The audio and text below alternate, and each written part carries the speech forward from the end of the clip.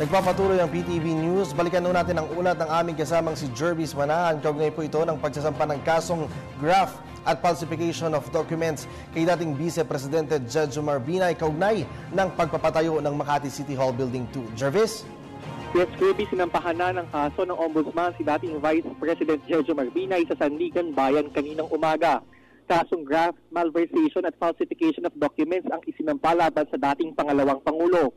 Sangkot din dito ang anak ni Binay na si dating Makati Mayor Junjun Binay na nakaharap naman ngayon sa kaso ng graft at malversation. Kaugnay pa rin ito ng anomalya sa mahigit 2 bilyong pisong Makati City Parking Building 2 na matagal nang inimbestigahan ng Senado.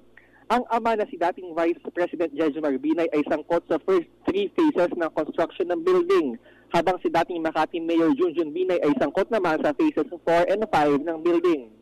Base sa mga pagko-cover natin sa Ombudsman, this doesn't come as a surprise naman, Kirby, dahil kumbaga ay inaasahan na talaga ito dahil matagal naman ang sinabi ni Ombudsman Conchita Carpio Morales na kakasuhan talaga nila si Vice President Binay at hinihintay lang daw nila noon na mag-expire ang immunity from suit ni Binay.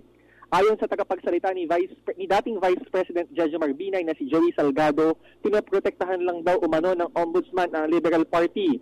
Paraan umano daw ito ng Ombudsman para malihis ang atensyon ng taong bayan sa kaso ng Liberal Party sa Disbursement Acceleration Program o DAP. Matagal na raw na nilalabag ng Ombudsman ang batas to protect yung mga kaalyado nila sa LP.